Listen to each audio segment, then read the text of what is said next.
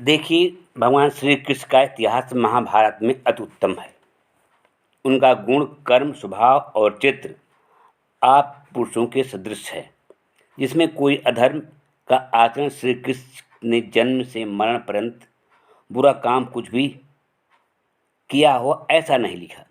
और इस भागवत पुराण की रचना करने वालों ने भगवान श्री कृष्ण पर कितने बड़े बड़े दोष लगाए, कितना चरित्रहीन कहा। दूध, दही, मक्खन आदि की चोरी, कुब्जा दासी से समागम, पर स्त्रियों से रासमंडल, क्रीड़ा आदि मिथ्या दोष श्री कृष्ण पर लगाए गए हैं। इसको पढ़ पढ़ा सुन सुना के अन्य मत वाले श्री कृष्ण जी की बहुत निंदा करते हैं। जो यह भागवत न बनाया गया होता तो कृष्ण जी के सदृश महात्माओं की झूठी निंदा न होती।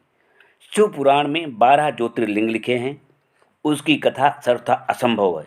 नाम धरा है ज्योतिर्लिंग और उनमें प्रकाश का लेस भी नहीं है।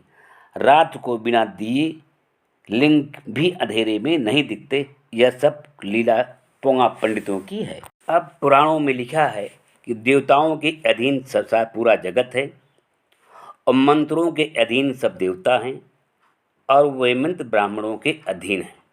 इसलिए ब्राह्मण देवता कहाते हैं, क्योंकि चाहे उस देवता को मंत्र के बल से बुला प्रसन्न कर काम सिद्ध कराने का ही अधिकार है। अब स्वामी दयानंद सरस्वती जी कहते हैं, यदि मंत्र तुम्हारे अधीन हैं या मंत्र यदि ब्राह्मणों के अधीन हैं तो ब्राह्मण जो चाहें उन देवताओं को बुलाकर करवा सकते हैं। देवताओं को भस्म में करके राजाओं का कोष उठवाकर अपने घर भर सकते हैं और मनमानी आनंद ले सकते हैं। घर घर में शनिश्चर आदि के तेल आदि छायादान लेने को मारे मारे क्यों फिरते हैं? और जिसको तुम कुबेर मानते हो उसको बस में करके चाहे जितना धन पैदा कर लो, बेचारे गरीबों को क्यों लूटते हो? अब देखिए, स्वामी दयानंद सरस्वती ने अपनी पुस्तक सत्यार्थ प्रकाश एकादशम उल्लास पृष्ठ संख्या 324 में जो पितृपक्ष में श्राद्ध या पिंडदान होता है और जो महापात्रों को ब्राह्मणों को दान दिया जाता है, उसके बारे में एक कथा सुनाते हैं कि एक जाट था।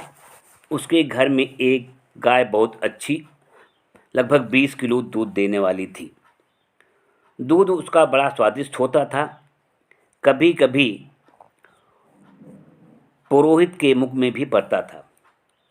उसका पुरोहित यही ध्यान कर रहा था कि जब जाट का बुढ़ा बाप मरने लगेगा तब इसी गाय का संकल्प करा लूँगा। कुछ दिन में दैवयोग से उसके बाप का मरण समय आ गया। जीभ बंद हो गई और खाट से भूमि पर ले लिया, अर्थात प्राण छोड़ने का समय आ पहुंचा। उस समय जाट के इष्ट मित्र और संबंधी भी उपस्थित हुए। तब पुरोहित जी ने पुकारा कि यजमान, अब तू इसके हाथ से गोदान करा। जाट 10 रुपया निकाल करके पिता के हाथ में रखकर बोला, पढ़ो संकल्प पुरोहित जी। पुरोहित बोला, वाह वाह, क्या बाप बार बार मरता है? इस समय तो साक्षात गाय को लाओ जो दूध देती हो, बुढ़ी न हो, सब प्रकार से उत्तम हो, ऐसी गौ का दान करना चाहिए। जाट जी ने कहा, हमारे पास तो एक ही गाय है, उसके बिना हमारे लड़के बालों का निर्वाह कैसे होगा, इसलिए इसको ना दूंगा। लो 20 रुपये का संकल्प, अब पढ़ो। इन रुपयों से दूसरी दुधारू गाय ले लेना। पुरोहित जी, वाह जी वाह, तुम अपने बाप से भी गाय को अधिक समझते हो। क्या अपने बाप को बैतरणी नदी में डुबोकर दुख देना चाहते हो? तुम अच्छे सुपुत्र नहीं हो क्या? तब तो पुरोहित जी की ओर से सब कुटुंबी हो गए, उनके गांव वाले सभी हो गए, उनके परिवार के सब लोग हो गए, क्योंकि उन सबको पहले ही पुरोहित जी ने बहका रखा था और उस समय भी इशारा कर दिया। सबने मिलकर हठ से उसी गाय का दान उसी पुरोहित जो को दिला दिया। उस समय जाट कुछ भी ना बोला। उसका पिता मर गया और पोप जी बछड़ा सहित गाय और दोहने की बटलोई को ले अपने घर में गाय बछड़े को बांध बटलोई धर पुनः जाट के घर आए और मृतक के साथ शमशान भूमि में जाकर दाह कर्म कराया। वहाँ भी कुछ कुछ पोप लीला हुई। पश्चात 10 गात सपिंडी कराने आदि में भी उसको खूब मूड़ा। महापात्रों ने भी लूटा और भुक्खड़ों ने भी बहुत सा माल पेट में भरा। अतः जब सब क्रिया हो चुकी तब जाट ने जिस किसी के घर से दूध मांग मुँह का निर्वाह किया, 14वें दिन प्रातःकाल पोप पुरोहित के घर पहुंचा। देखा तो पुरोहित जी गाय को दूहने की तैयारी में थे। इतने में ही जाट पहुंचे। उसको देख पोप जी बोला, आइए जजमान, आइए बैठिए। जाट जी बोले, तुम भी पुरोहित जी इधर आओ। पोप जी, अच्छा दूध भर आऊँ तब? जाट जी, नहीं नहीं, दूध की बटलोई इधर लाओ। पोप जी बेचारे जा बैठे और बटलोई सामने धर दी। जाट जी ने बोला, तुम बड़े झूठे हो। पुरोहित, क्या झूठ किया? जाट बोला, कहो तुमने गाय किस लिए ली थी? पुरोहित ने कहा, तुम्हारे पिता के बैतरणी नदी तैरने के लिए। जाट जी, अच्छा तो तुमने वहाँ बैतरणी के किनारे पर गाय क्यों नहीं पहुँचाई? हम तो तुम्हारे भरोसे पर रहे और तुम अपने घर पर बांध बैठे हो। न जाने मेरे बाप ने बैतरणी में कितने गोते लगाए होंगे। नहीं नहीं, वहाँ इस दान के पुण्य के प्रभाव से दूसरी गाय बनकर उसको उतार दिया होगा। जाट जी, बैतरणी नदी यहाँ से कितनी दूर है और किधर है?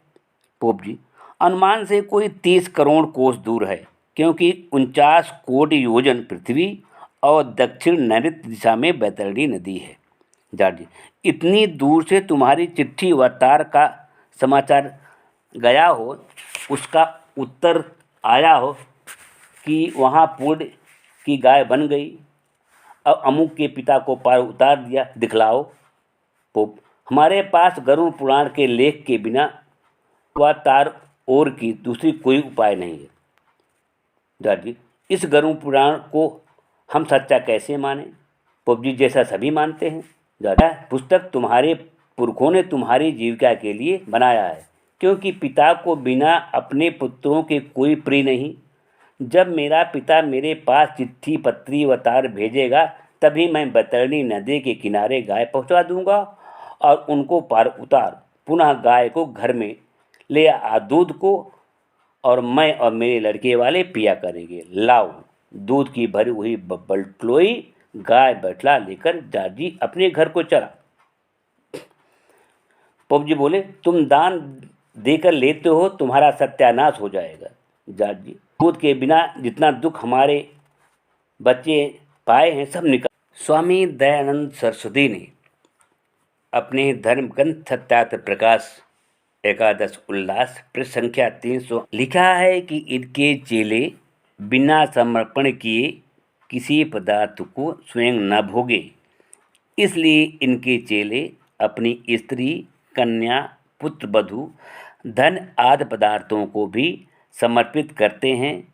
परंतु समर्पण का नियम यह है कि जब तक गोसाई जी की चरण सेवा में समर्पित न हों तब तक उनका स्वामी अपनी स्त्री को छुए तक न। वल्लभाचार्य संप्रदाय के लोगों से पूछे कि जब तुम शिष्य शिष्याओं को तो तुम अपने साथ समर्पित करके उनको शुद्ध कर देते हो, परंतु तुम और तुम्हारी स्त्री, कन्या, पुत्र, वधू को कौन शुद्ध करता है? क्यों नहीं तुम दूसरे संप्रदाय के लोगों से उनकी शुद्धिकरण कराते हो? अन्यथा इस शुद्धिकरण वाले ढकोसले को बंद क्यों नहीं